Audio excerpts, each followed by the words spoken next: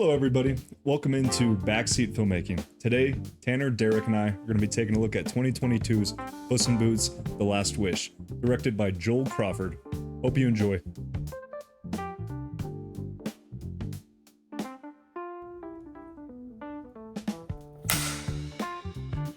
Hey, everybody. Welcome back in. All right. So, today, what do we have? We got Puss in Boots. Got our first animated movie for you guys. And safe to say, I'm pretty animated about it.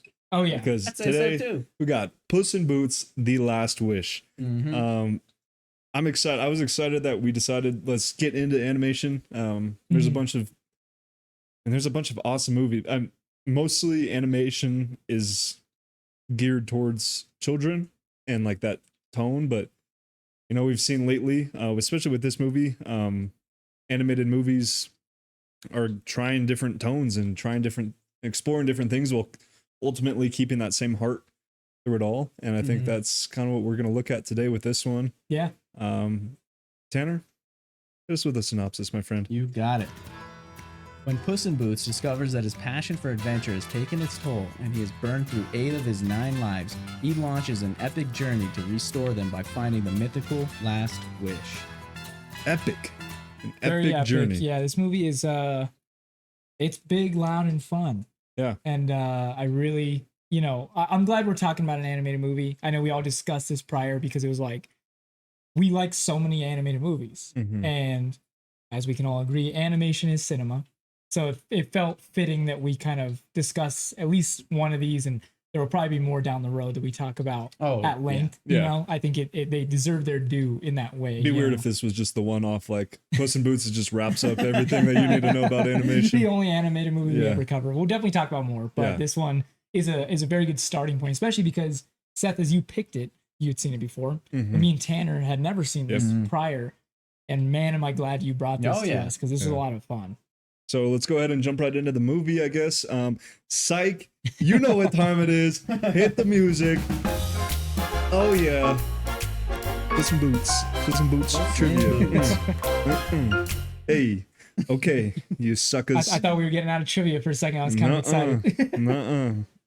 I got a few questions, know, but like source code video, go watch. Some of these are from the actual movie. Okay. I didn't get all of them from the movie making aspect of it. So, per usual, I've got some softballs for you guys. All right. Good. I'm gonna need I hope they're actual softballs because I'm gonna need it. We'll start with the big one for the film. First of all, did this movie win any Oscars? No. Was it nominated? Yes. Can somebody tell me what the nomination for this movie was? Buzz is best animated feature. Best animated feature. I can tell you it won too, because I was actually curious what it went up against that year, and the winner it was Del Toro's Pinocchio that won that year. For it's tough when you're going up against Del Toro. I haven't seen it, but I only heard good things, and Del Toro's a master of his craft, so kind of makes sense. But this movie, I could definitely understand its nomination. Yeah.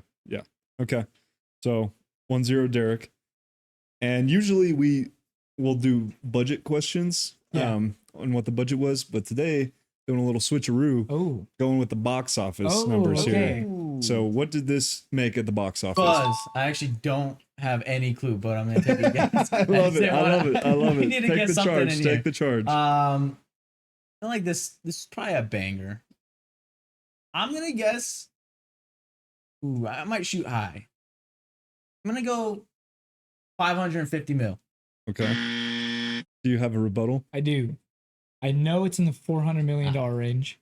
Okay. I don't know exactly, so this will be a guess. I'm gonna guess like 430 mil. You guys. So Derrick is. Yeah. What was it? Derrick is closer by $20 million. What was the total? It's 484. Oh wow! Dang, this thing bowled out. Yeah. Sorry. Hey, but that's a great guess for just taking a guess. I don't get the point though, right? No, I'm still pretty off. Yeah. I'm off by 50 mil. I feel trivia, like not Price is Right. Yeah. If I was within like the $5 million range, maybe, but yeah, I was pretty off. Okay. You should have bet $1. Yeah. Okay. So still 1-0, and here come the tricky ones. Oof. So this movie has a very unique animation style, and it's very similar to a movie that released a few years before, what movie like did they draw from animation style wise that inspired them to do it this way? Buzz. Derrick. Into the Spider-Verse. Into the Spider-Verse is correct. Great animation style. Yeah. Very kind of shook up the game animation It's like wise. it's like a almost like a paint kind of style, like watercolors almost. You know, it's very flowy like that. You know, DreamWorks obviously owns all the Shrek IP. Yeah. And the bad guys is DreamWorks. Oh, They that's also right. Yeah. they also did that kind of. Because I know the original director that was attached to this movie, who ended up dropping out. He's the one that he was a co-director on Into the Spider-Verse, so that was kind of part of the inspiration there for the animation style switch from the first Puss in Boots movie that I did not see. I don't think any of us have seen that. But oh, you have seen it. Okay, the first Puss in Boots. Yeah. Oh, you've seen it with too? Humpty Dumpty. Okay, I never watched that, so But you can see the clear distinction between the art styles. So yeah, for sure. That's more. The first one's more like how Shrek was animated. Exactly. Yeah. Okay, so I've only got 2 more questions, Tanner. All you can do is tie, and this could be the clincher. You got this. If you tie, we both take a shot. Well, you have more confidence in me than I do. Okay. So this is the long one. This is a heavy one. Oh, okay. This one's going to require a lot of thinking and recall. This is from the movie, and obviously we're going to be talking about this movie spoiler wise, everything, maybe not everything about the movie, but Jack Horner, little Jack Horner. We see his little trophy room. When he's scrambling out of there, can you name all of the things that are nods to Disney? Oh my gosh. That he collects. I can't name all. No, if you can get me, like, so how many are there? Let me. There's 10. Okay, so that's 10 more than I could figure out. With one trick, like, I'll kick you off. I'll kick you off. So the first thing he grabs is Mary Poppins' bag. Right. Okay. So what is he throwing in the bag that we see? Oh man, I know there's. Or what's all around the bag?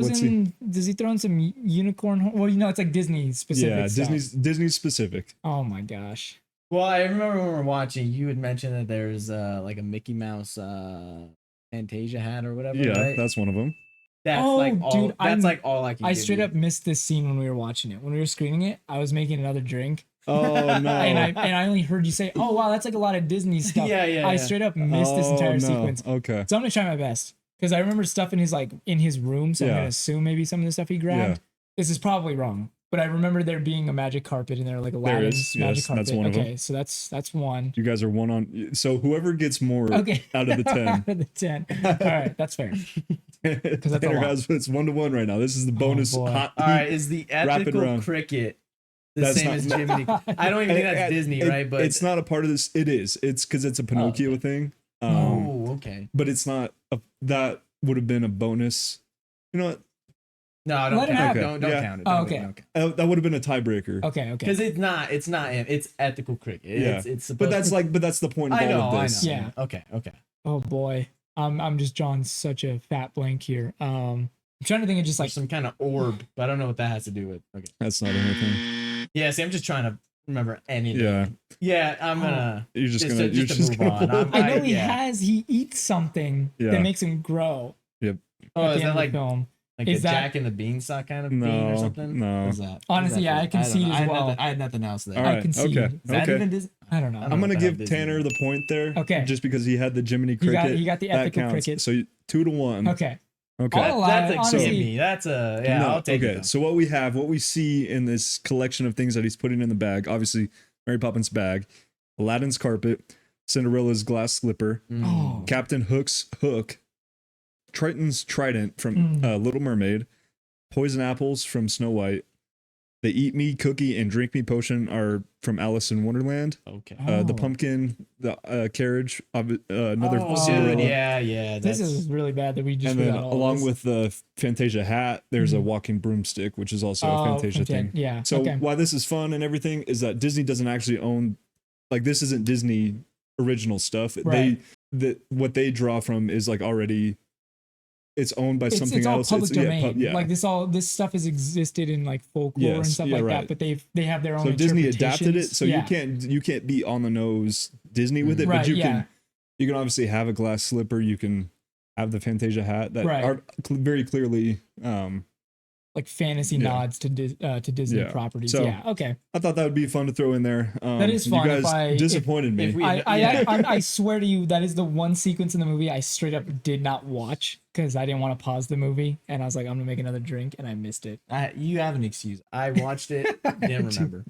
This is the type of type of stuff we bring to the This is channel. why right you here. come to Backseat Filmmaking and Yes. watch this nonsense. So I wanted to get that one out of the way because Okay. I was hoping Tanner won that so that we can have this last one is I think the best thing that'll lead us into the movie. Okay. This film draws from many spaghetti westerns. Oh, There's one in particular that it bases its entire, like, the whole movie around. Can you name me this movie? I know it, but I'm gonna give it to Tanner. I'll give you the floor. Always. I mean, I only have one, but I don't You gotta give me a buzz in. Yeah, you gotta buzz it in. buzz. Okay. It's just the only one that came to my head 'cause I don't actually know. The Good, the Bad, the Ugly. Hey, got it. Let's he go. ties it up. Let's go. He ties it I up. had faith. I put it there on the VHSs for that because I was Yeah. like, maybe I figured that'd be a question. Yeah. I figured we would talk about that a little Yeah. bit too. So Yeah, I put think that that's really the biggest one. That was the first one I wrote down. You can definitely, I mean, all the way down to like just clear as day at the end with the standoff Oh yeah, and the yeah, because and it has music those close-up and then shots. it's got the yeah. music playing and it's like, oh, okay. Yeah, it's almost And like, like that a idea of like Mexican standoff. everybody's after one thing and it's a bunch of different, so, Yeah. All right. Yeah. So what? 2-2. We tied. yeah. So Tanner, a that means we push. both have to take a shot. I figure that's the fairest way because someone's got to take a shot. We can't not do a shot. So you figure that's kind of Yeah, lame. To but- be honest, I think I did lose. I really Well, you like got the if we're potential being bonus real. though because you had the ethical cricket. I feel like that's fair.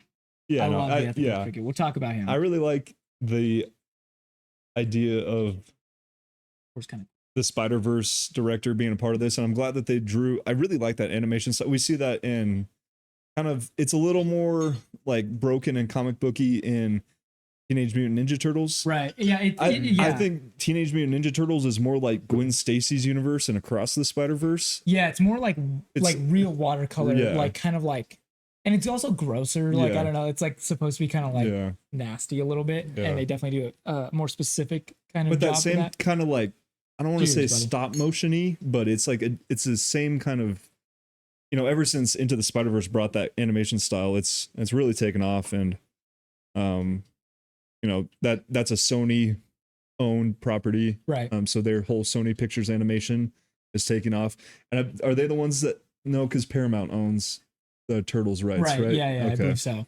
So okay. You're right about the way that the Ninja Turtles movie in particular, like the animation style is kind of janky. Yeah. Like the movements, it's not like fluid, and it's because they I think they do something with the frame rate Yeah. to specifically make it so it's like that, where it's like almost like in a stop motion kind of way. Right. That's how it Yeah. reminded me too. Yeah. Yeah. But I And like it. that. Yeah. It adds too. more like kind of emphasis to all their movements because of that. And It we'll, feels- it we'll feels- talk about that. That's kind of what we're alluding to. It We'll talk looks about that movie. unique, But yeah, and I definitely. appreciate that. Yeah. It's not just like riffing on Spider-Verse, you know what I Mhm. mean? And it's definitely its own. And this movie in its own right as well feels very unique as well. And I think even just the story that it's telling our characters and the kind of like the fairy tale Yeah. kind of lore they're able to throw in there, it's very different from Spider-Verse. So it's, I think, and that's high praise to Yeah. be compared first of all to it, but also to be its own thing as well Yeah. is also, us giving its praise too, because it looks fantastic. It's like a lot of fun. I think I said probably 20 times while we were screening the movie that it has the sauce. Yeah. And it's through that animation and just like kind of like just like the overall vibe. It's super fun. Mm-hmm. And just so like kinetic. It just like it's Yes. always moving. You know what I mean? So Tanner read us a brief synopsis. If you're familiar with the channel at all, usually we run through the entire plot. Today, I feel like this movie calls for something a little different. I'm more interested in our conversation more than taking you guys holding your hand through the movie. So let me just break down this plot for you real quick. Okay. So basically Puss in Boots, he's the legend of Puss in Boots. He laughs in the face of death, and he goes willy-nilly about his life, and he dies early in the movie, and he's with this doctor, and he tells him that he's a cat, so he's got 9 lives, and he's only got one more left. and he's, whatever. I'm like, I laugh in the face of death, this and that. And he's at a bar drinking milk, and he gets approached by a wolf, and the wolf is actually someone that overpowers him and kind of wipes the floor with him and actually scares Puss in Boots. Puss in Boots puts down his alter ego, and he's done with the Cape Crusader Robin Hood lifestyle. And then something like kind of revitalizes. Yeah, revitalizes him because he hears about the last wishing star. He said, I can get my lives back. And so him and his new friend Perito go on this journey, and they encounter the likes of Goldilocks and the Three Bears, right? Little Jack Horner. That's Big Jack Horner to you, Big Jack Horner, as John Mulaney would have you know. And I believe is that it? I think so. I think those are So like those are everybody main... driving for this last wish, and while also periodically throughout the movie we get the encounters with the wolf that only Puss is encountering with, and towards the end of the movie it gets revealed that this wolf is actually death itself. It's not a metaphor. He's not a joke. It's not this. He's straight up death. And Puss finally comes to the acceptance of his life and decides to live his life to the fullest. Mm-hmm. And that's kind of what makes death. He enjoys the hunt and him being cocky with his life and willy-nilly with his life. And the fact that Puss wants to live his life to the fullest makes him not want to take him now. Right. So that's really the moral of the story. Live your life to the fullest. Yeah. But mostly, just about Puss finding his way through his own ego, shedding his legend for friends and family. And to have tones like that in a movie that is ultimately for the niños, it's really good. And I really enjoy it. And that's basically it. So with that, let's talk about this movie. Let's hit I want to just hit all the highlights of this movie, because you did a great job explaining the general plot. Mm-hmm. That's what happens. Mm-hmm. But the actual substance, like you said, I mean, this is a PG movie. The target demographic would be kids and families. And I do think this is like an all ages movie. I think I mentioned that during the screening, that a lot of times you'll hear the phrase kids movie, but I think this is a family movie because it does hit that kind of, where it's like anybody could enjoy this. I mean, clearly all of us, we're all in our mid to late 20s and we had a blast, like just watching it, the themes that it explores. It gets dark at a lot of times too. And I can appreciate that as well. But also like the funny moments, it's hilarious. It's super fun. I think, again, the animation is great. The voice performances are really, really solid. Even the way it starts off, like it immediately hooks you with this big action set piece. Him fighting this, he's getting chased out of the king, the general, or the king, right? His house. He's like throwing a party there and he's just vibing out, and the king crashes the party, and now his guards are after him, and it's a whole there's a whole song too that's playing out while he's fighting them, and it's so much fun.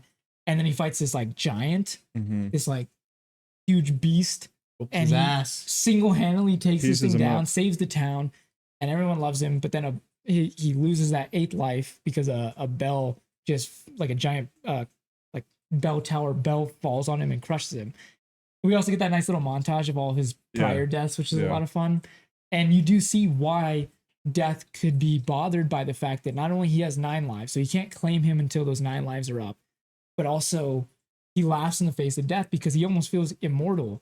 Although, yes, he has a number, he's lived many lives, and he's kind of wasted some of them at the very least. You know what I mean? And I think Death, again, feels offended by that. And it's like a cool concept. It's really cool to personify death like that. And the wolf, and the wolf's theme for that matter, with the whistling. Yeah. Bone chilling. So cool. Such a cool little motif that they throw in there. And I think Tanner, you had mentioned this to me. If you're a kid watching that and you hear that whistling, that would terrify you. And I'm a grown man and it scares me. Exactly. Like your hair would raise up like his, you know what I mean? It's like, oh my God, this is like. And I know the things that scared me as a kid. And I would have been terrified. That would definitely fall into that category. So yeah, just a lot of fun. I mean, like, I don't know if you guys have any specific, like, kind of. I just kind of want, scenes that stood out to you. I kind of wanted to ask you guys, not seeing this, you know the Shrek universe, you know Puss in Boots. What was your expectations coming into this movie? Like when the wheel landed on Puss in Boots, Were you like kind of like, oh, like what am I getting into here? I will say I was actually very excited only Okay. because of the initial hype when this movie came Right. out, what, 2022? Yeah. When it came out, I mean, it was a big deal. Obviously, a clear box office success, but critically and commercially, like everyone really liked this. And I would see, you'd see the clips floating around on Twitter and stuff like that. People like, wait, is this actually like a banger? Mm-hmm. And it is. And it's like, again, clearly because of the change in animation style, but also like the set pieces, the themes that it explores, and where it decides to go with the actual plot of the movie. It's really strong. Like, it's like, oh, this is a banger. And so when it landed on that, I was actually like, okay. I've never seen it, but I'm excited to get the chance to finally pull the trigger on this one. Now my hand has been forced, but I'll take it. Yeah. You know what I mean? So I was actually really excited. But Tanner, what were your expectations coming into this? I didn't really have any. I just thought like I remember when it came out too, and I just seen like I think I had come across the his first encounter with death in the bar. Like I'd seen that clip. Okay. Yeah. So I was already kind of familiar, but I had no context as to what like where that was in the movie and what was going on really. I was like, oh, that's a pretty cool villain, you know? Yeah. Although he's not really like in the end, after watching, he's not really like a villain. It's kind of like Yeah. a force of nature, right? Yeah. Yeah, exactly. I guess More he's like like Jack's. more of like an entity. Almost kind of like an Anton Chigurh, right? Yeah. In a way, Sort he's of, kind of like yeah. this bringer of chaos and death. Yeah. It's just like, oh god, yeah. terrifying. It's one of those movies that, I'm sure you guys know the feeling of showing somebody a movie for the first time and the banger parts of the movie. Yeah. And like having you guys know really nothing about this movie. And it's like watching you have fun with the opening sequence. And like they don't even know like the real meat of this movie yet. Right. I was like, I can't wait.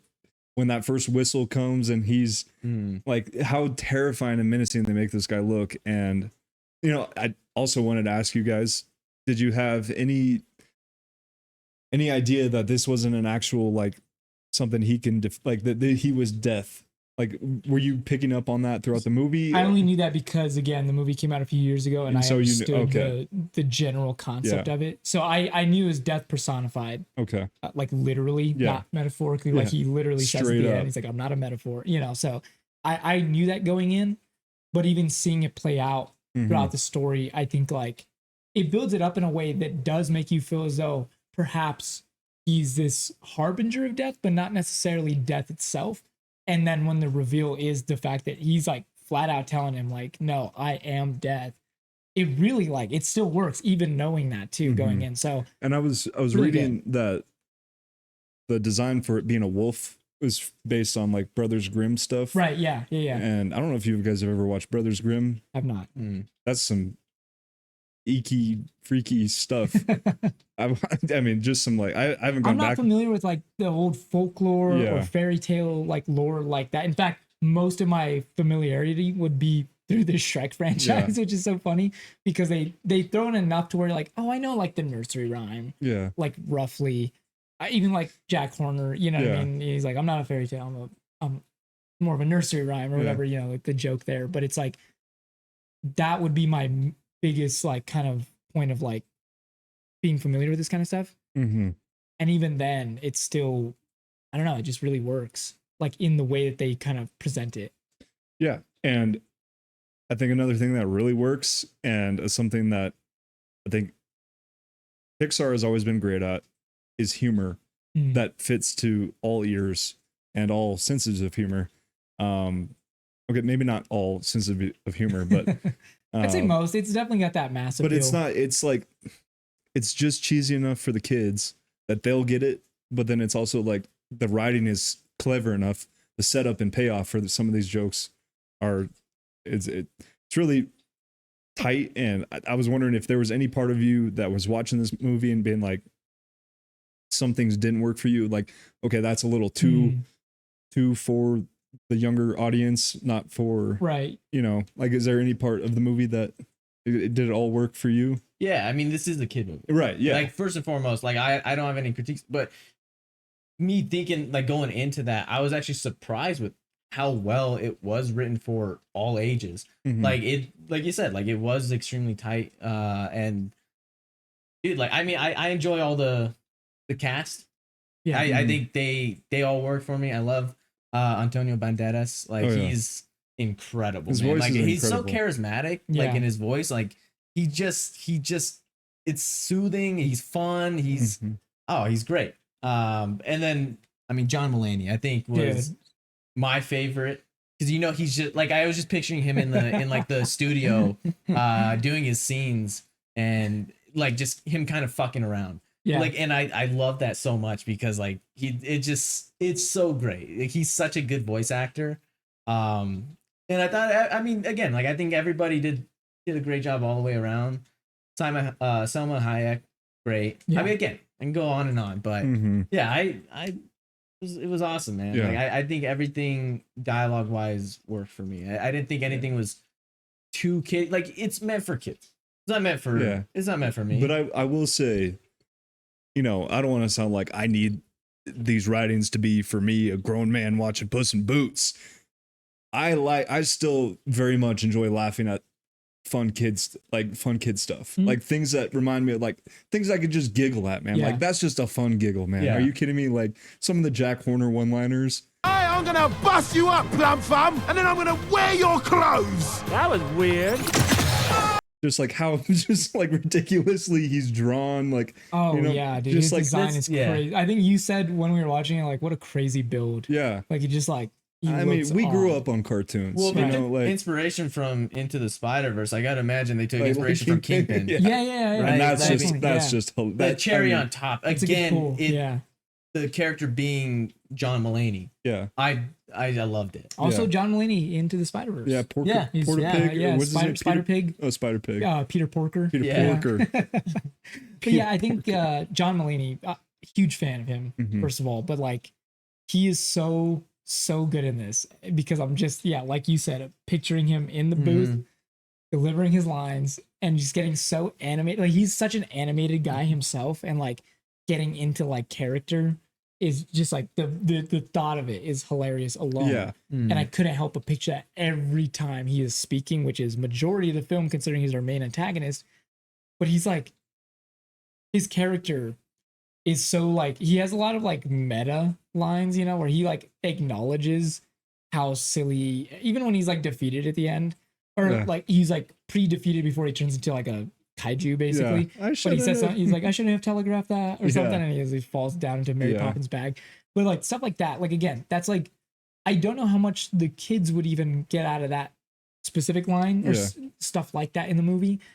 That's for the adults because it's just like it's taking the piss out of it. Yeah, and it's really funny. It is. But then again, there's a lot of like physical gags and just like funny stuff in general that I could, like the kiddie stuff, like you were saying.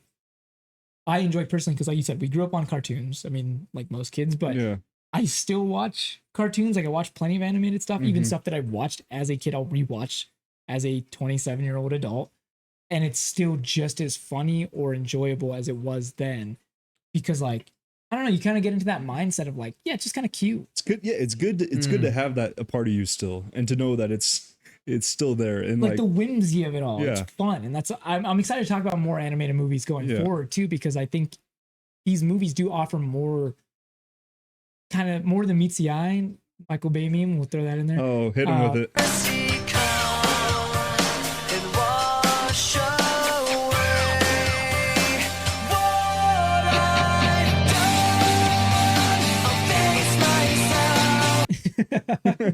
But I do think that like this movie accomplishes what a lot of other quote unquote kids movies can't, and that's reach a wider audience of all ages. And I think you can see it in the box office. This thing crushed it, and I think there's plenty of adults that probably want to go see it that don't have any kids. They just want to go see it, and they really enjoyed themselves, because I guarantee if I would have gone, I would have enjoyed it. We're all kids that just grew up, right? Yeah, and exactly. Well, I mean, or the parents that took their kids to go see it and was like, holy shit, that's why you have to make it a little bit for them too, right? Because they got to enjoy themselves. They got to take their, okay, we're taking the family out for the movies. Hopefully this isn't too rough. And then it's like, oh, wait. Well, I think upon rewatch of anything that you watch as a kid, like you see that there's a bunch of jokes or whatever references or anything in there that flew over your head as a kid. So you're not going to know what the hell that means. But watching it, it's like, oh, they put that in there for people who are not kids. And I think the Shrek franchise in particular, I remember Shrek 2, there's an O.J. Simpson reference with the white Bronco. It's when Donkey turns into a white horse. Now here's a good show. We got a white Bronco heading east into the forest, requesting. And then it does like the footage of the chase in the white Bronco. That's kind of like it's pretty good. Obviously, a kid would not understand what that even is about. But for the adults, they're like, "Are you kidding me? They put an O.J. Simpson reference in this? Like that's nuts."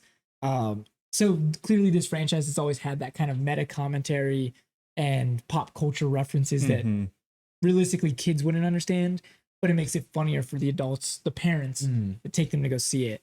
But as a childless 27-year-old, I really enjoyed it just for what it is on its own right. And I think all of us did, obviously. And we had the heart of our movie, Little Perito. Oh. I guess that's a little redundant. Little Perito.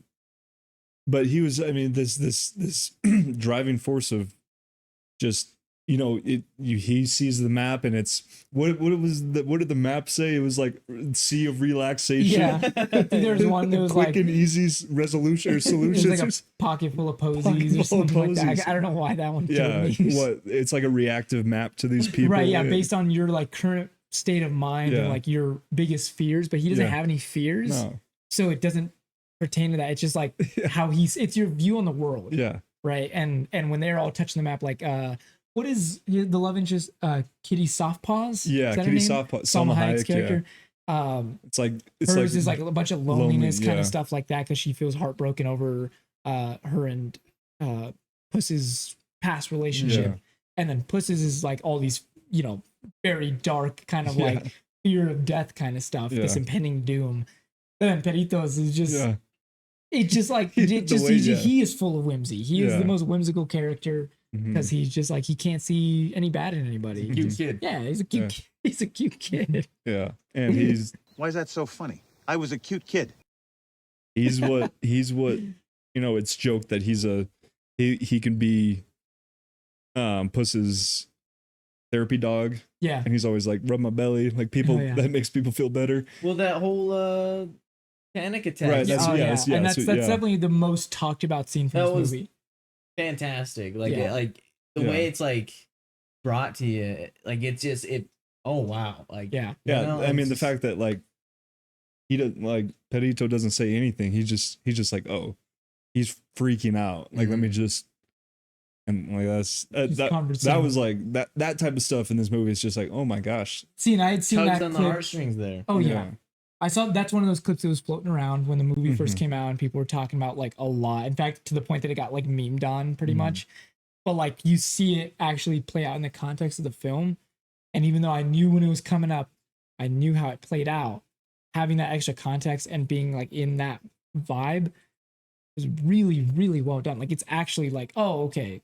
Yeah, I didn't see anything on it. Yeah. I only saw that bar scene. Like I only saw it because I'm chronically online. Yeah, so I see all this stuff. But so it was just it was unexpected for me, and that was cool. Yeah, it was a terrific scene. Really, like again, this movie has a lot of heart. Like it's like so much like fun, but it's also like when it takes itself seriously, it really does take itself seriously, but for the benefit of the story. You know what I mean? It's not just for the sake of like, oh, let's go for something darker. Like, well, no. Well, what is that? What does it mean to go darker? What does it mean to go hard? You have to eventually come out of the dark, and like, you got to be able to like dip your toe and then like bring your. So I think they did a great job with that. And while we were watching, you had mentioned, because I want to talk about Goldilocks and her Shout family. out Florence Pugh. Yeah, who dude, you were saying that you normally don't like how you don't like when actors, like classical actors, will jump into voice acting. Right. But you said that you really enjoyed Florence's performance. I enjoyed, and like again, this goes for everybody. Obviously, like Antonio Banderas and Salma Hayek's terrific. Even John Mulaney, he is a voice actor too because he does like Big Mouth and stuff like that. And he's done plenty of other voice acting. Probably that stuff. More than on camera. Like he's a stand-up first, probably voice actor. In fact, he's a writer first, right? He is a writer. Yeah. Right, as far as like live action acting, actually, the only thing I've ever seen him in is The Bear, and he's a side character, so whatever. But aside from that, everyone in this, because I think there's a lot of movies, like animated movies, obviously, that will just kind of sell themselves on the voice cast being these big actors, and I almost feel like it takes away from the skill and the craft of voice acting, because that's like a separate thing.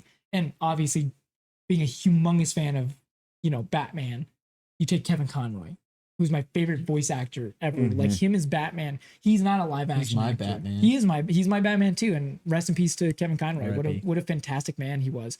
But quite the performer as well, but with his voice. He wasn't known for his live action stuff. And I think there's a certain thing to be said about that, where over time we've seen more and more like live action like performers just do VA work for movies. And I think it's a lot of times a cop out, because it's like, what do they actually add aside from just offering their voice, especially if they don't have a particularly like unique voice? One common criticism I'll hear about Chris Pratt. Well, actually, I was just gonna say one common criticism I'll hear is Chris Pratt. I'll actually give him a pass on the Lego movie. Not. I think he's a lot of fun in that. He's good in Lego movie, but why Right. is he Mario? See, then there's the flip side of it. That's what I'm saying. That's where it becomes oversaturated. Like, I think it could work The with Lego a third movie movie, works- but then yeah. you do more and you're just doing Chris Pratt. And that's the common With thing that someone like Hollywood will Mario, do with these animated movies, and I do not like. So that's actually a great. That's like a He's perfect the like epitome of what I you think. could Like, see you it. can't just get anybody just because they're a name to do something that Exactly. works. Like, obviously, yeah, it's probably still did numbers, but like me personally, I don't like it. No, I don't care for that either. And I think, but again, It's I think he lazy. works in the Lazy Lego casting. Exactly. You take But it's something not maybe cheap like casting, which is weird. No, exactly. No, yeah. exactly. So you're investing more, hoping to get more out of that. Because again, it's box office draw. Because if you Yeah. throw in someone who's just a VA performer, then it's like, well, you don't know the name. Like most people wouldn't like. That's not a household name. Chris Pratt is a household name. So you're trying to put asses in seats, and I understand Yeah. that from Get a it business, too, but but- it's also it takes away from the performances, because VA work is so extensive and so many people have so much range with their voices. Again, you take all these famous voice actors that's their thing, is their range of voices and characters they can do. And it's a shame that you see that kind of going away. I will say this movie avoids that in the way that the big actors that they have still do a really, really good job and have very distinct voices. I think they should feel animated. Like their voices should feel larger than life. Yeah. And I think all of them do in this movie. Like you take a John Mulaney, he's like goofy and zany. He can do goofy and zany. Yeah. You know what I mean?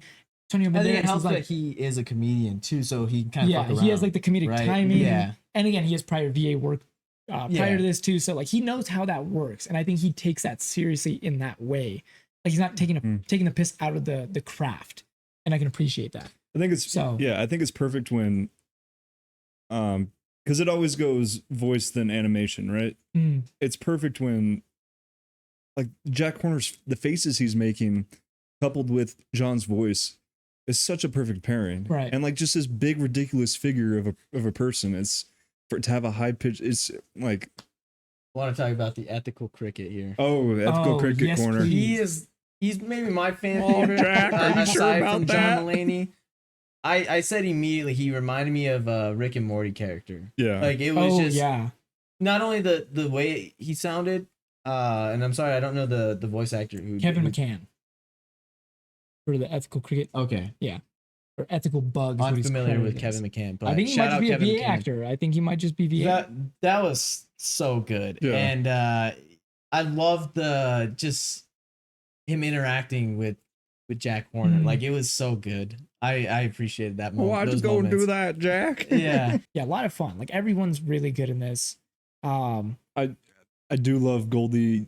Her relationship with the bears is Yeah, that was nice. it's very sweet, like how that gets resolved.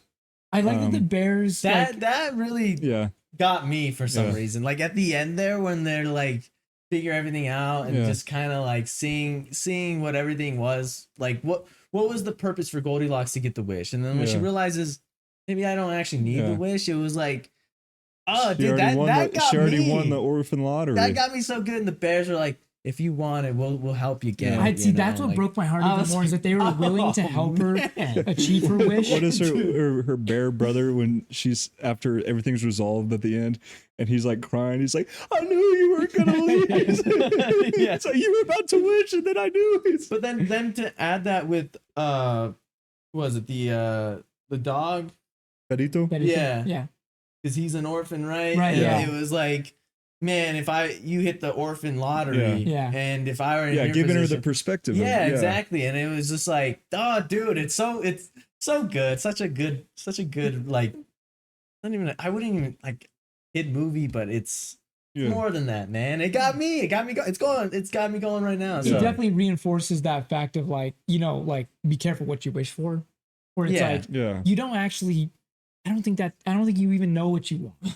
Because you have it. You just don't realize. What was the line when Jack Warner is about to like make the wish? He's trying to put the pieces together, and then the ethical cricket like steps in. That was like so funny because what is he? I can't remember what he said. But dude, that line is so consider great. this my resignation. And then he gets the phoenix fucking burned the last piece of it so it all ignites. So You're good, crazy. Crazy. I love the ethical cricket. He's great. He's you know what? Yeah, he's my favorite character. He was a Rick and Morty character for me. Like that's exactly what that was. Yeah. And like not to like I guess try to dumb it down there, but like it worked so good with that movie and the relationship with John Mulaney's character. Like it was, oh man, I loved it. Mm-hmm. So we had our laughs, we had our heartstrings pulled on. Maybe a little scared. Oh yeah. At points in this movie.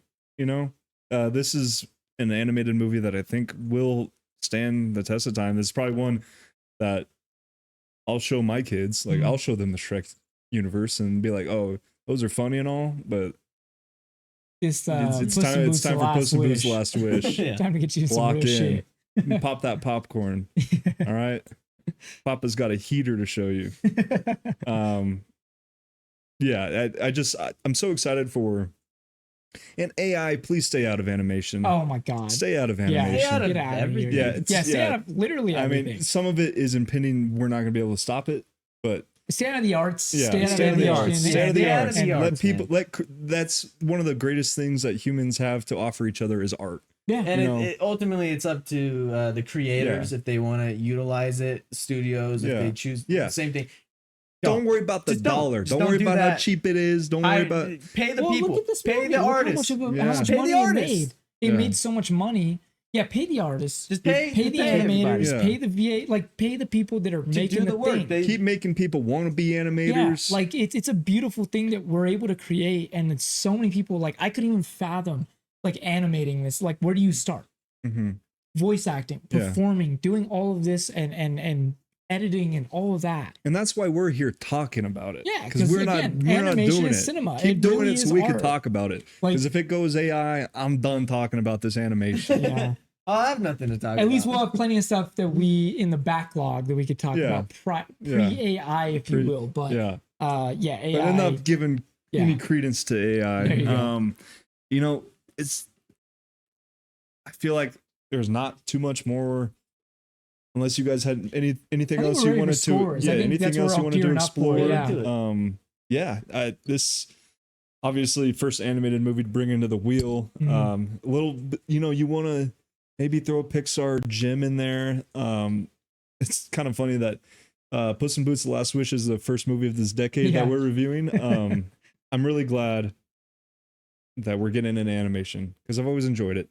It's always been a focal point of my viewing experience, and this was a banger when I saw it, and I was like, if these guys haven't seen it, they're gonna like it. And ultimately I feel like this has to have like its own animation score, like weirdly, like there has to be like a different distinction. That'd be fun. I mean, we're definitely gonna be talking about more animated movies, so we could do a separate score. I think if you this really is want. like animated movie wise, this is like a 9.7 for me. Okay. Like it really hits every beat. I don't ever get pulled out of it. Like all of the jokes work perfectly for me.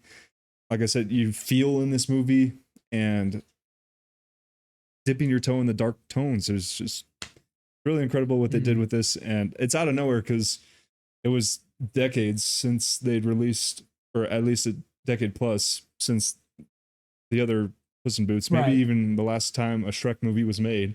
Yeah. And they hit it out of the park. They hit it out of the park. Took their time with it, and they got it right for sure. And that's what I got. Go to you. Thank you for bringing this movie to us. I hadn't seen this before, and I must admit, when I did get chosen by the Wheel of Fate that we do, I was a little disappointed, not necessarily because of what was picked. I wanted Teenage Mutant Ninja Turtles to be picked. I really wanted that. That was my movie. You're all that kind of pulling for I that. was just wanting an excuse to Just see it get again. the poster so you guarantee it. I know, True, right? yeah, we could always do that. But I mean, having watched it, oh man, I'm surprised I didn't watch it sooner, because this is a movie that was funny, it was sad, it was scary, and it was cute, man. Mm-hmm. It was. I mean, something about Antonio Banderas like just does something to me, man. Like, he has that Spaniard swag, and it's just incredible. Like, the way this whole movie just looked, made me feel. Oh, it was incredible, man. A kid movie or not, I don't even look at it as like a kid movie. I just look at it as like an animation category movie, right? It's just animated. But this is like, the way it made me like react to what was going on is more than I can say than some other movies. And that, to me alone, that is cinema. Absolute Insert cinema, Scorsese. baby. I mean, I'll digress, because I could talk on it forever and reiterate what we've already just said throughout this whole episode. But my score, yeah, if we're going like an animated score, if that's our different type of scoring here, I'll go 9.5. Nice. It was damn near perfect. I don't think, I honestly, off the top of my head, there's not really much I can nitpick. So it's like, to me, it's like, would it just not be a perfect 10? I don't know if I want to go there. I think I still have to kind of digest it all. Yeah. But for right now, I think the floor for me is a 9.5. It's a good floor. It's a great, go watch it if you haven't. Like, incredible if you're already here, you haven't seen the movie, but you're watching us at this point, go watch the movie. If you have watched the movie, drop in the comments below what you thought. And with that, Derek, let's hear what you got. If you guys are familiar with the channel and you've seen some of our other videos, I have a tendency to ramble. I'll keep this extremely short. We all did. We got time. Yeah, I think I might go a little even more overboard than you guys, so I'll keep this extremely brief. I said aloud during our screening, this movie has the sauce within the first 5 minutes. If I do that, gotta give it a good score, and we're going with this animation score. It's a 9.5. It's a 9.5, and like you said, I have no critiques. So again, the logic would be, wouldn't it be a 10? I think I want to reserve that for like all time favorites. Yeah. I suppose. I know this is all arbitrary anyways, but this movie has the sauce. It's funny, it's sad, it's scary, it's everything you want in a movie, and it's all animated, and it's so much fun. Man, I just got a kick out of it. Thank you for bringing this to us. You're welcome. Great pick. Terrific pick. So that's all I got. Seems I have a tendency to be back-to-back hosts. So might be a while before the next time I have the opportunity to bring a movie to you guys. So glad you guys enjoyed it.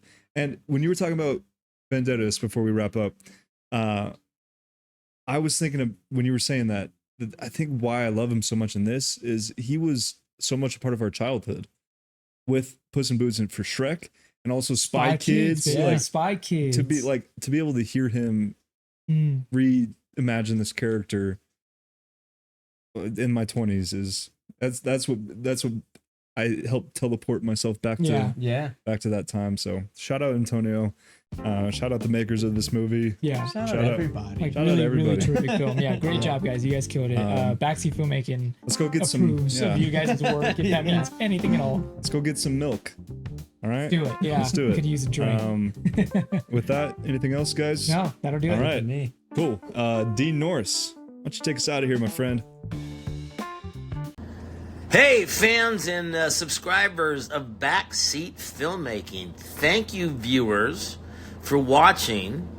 You need to like, subscribe, comment, and generally don't break bad on the comments, all right? Because I'm going to kick your butt, all right? You don't want the DE after your ass. So do all that and support Backseat Filmmaking.